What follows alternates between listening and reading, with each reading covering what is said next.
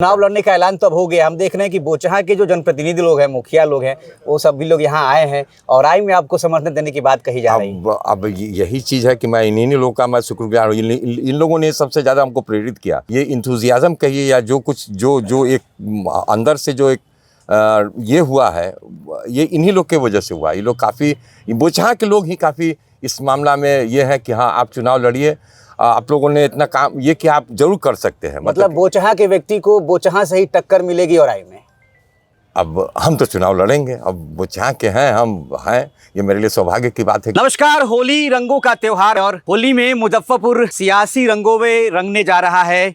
चूंकि औराई में विधानसभा चुनाव लड़ने का ऐलान तो चुन्नू बाबू की तरफ से पहले हो चुका था, लेकिन आज विधिवत तरीके से होली मिलन समारोह में प्रेस कॉन्फ्रेंस आयोजित करके ऐलान किया गया है कि मैं औराई विधानसभा से ही चुनाव लड़ूंगा। औराई से आपका पुराना नाता रहा है और अब आपने चुनाव लड़ने का विधिवत ऐलान कर दिया है।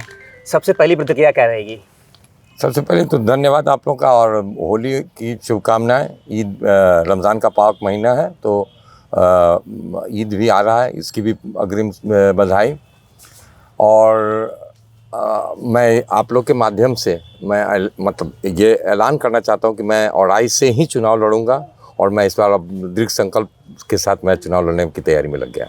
अभी तो काफ़ी समय बाकी है, तो ये चर्चा है कि क्या चुन्नू बाबू किसी पार्टी से भी टिकट के लिए कोशिशों में लगे हैं या फिर अगर बात नहीं बनती है तो निर्दलीय भी मैदान में उतर सकते हैं? देखिए, पहले तो जनता ही के बीच में जा रहे हैं। ठीक है, जाएंगे।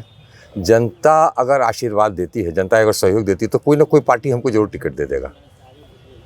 आप इस चीज़ से अवगत हैं कि जब हर किसी को चाहिए ये रेस का घोड़ा, और अगर हम उनको समझ में आएगा कि हाँ, ये शख्स इसको सीट को निकालने में सक्षम है, तो मुझे कोई ना कोई पार्टी जरूर देंगे। हमको कोई किसी पार्टी से कोई बंधन नहीं। मैं क्या कर रहा हूँ, मैं लोगों के लिए क्या करूँगा, ये मेरे लिए प्राथमिकता है।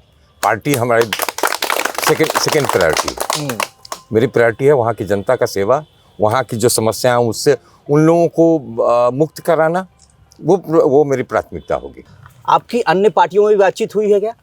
हमारी बातें काफ़ी लोगों से हो रही हैं, मतलब ऐसी बात नहीं किसी पार्टी विशेष से नहीं, लेकिन हाँ, काफ़ी लोगों से बात हो रही है जो लोग पार्टी के विषय में डिस्कस करते हैं। मैं एक चीज़ मैं आपसे ज़रूर शेयर करना चाहूँगा कि हम लोग जहाँ पले बड़े हैं वहाँ हम लोग को सिखाया गया था कि एक लकीर को छोटा करने के लिए दूसरी लंबी लकीर खींचनी पड़ती है।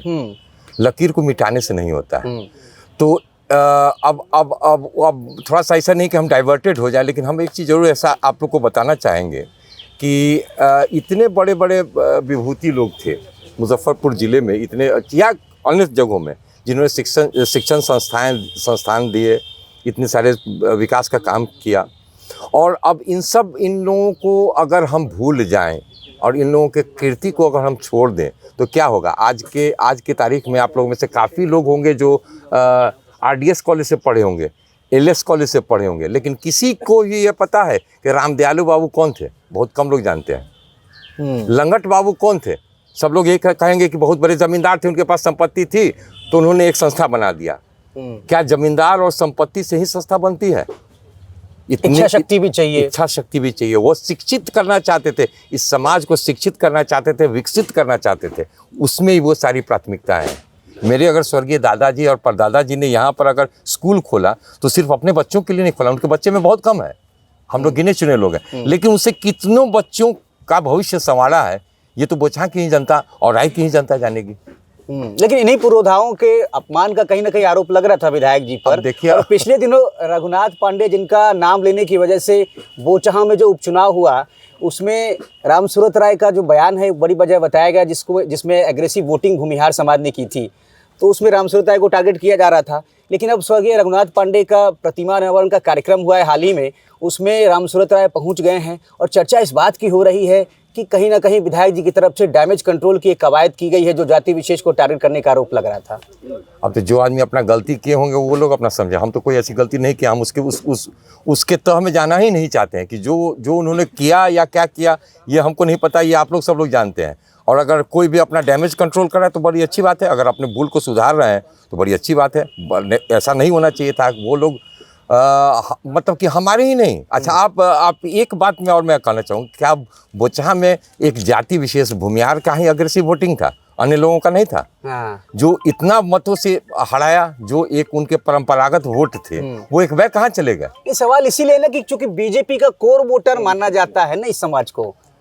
अब अभी तो आप लोग बाइंडिंग में डाल दिए हैं कि भाई इसी का है। हम तो एक चीज़ कहते हैं कि हाँ, ये लोग सब लोग प्रबुद्ध लोग हैं, पढ़े लिखे लोग हैं, और ये लोग किसी चीज़ को बैलेंस करते हैं। ये लोग समझते हैं कहीं चीज़ उचित है। जो लोग शिक्षित है, सब लोग यही करता है कि उसको बैलेंस करता है। अगर कहीं गलती होती है तो वहाँ उसको पछाड़ देते हैं, अच्छाई होती है तो फिर उसको जिता देते हैं। हम लोग इसी उम्मीद से यहाँ पर किसी व्यक्ति को हम लोग मतलब अमर पासवान को जिताएं। अगर खड़े नहीं उतरेंगे तो फिर दूसरा कोई विकल्प आ जाएगा।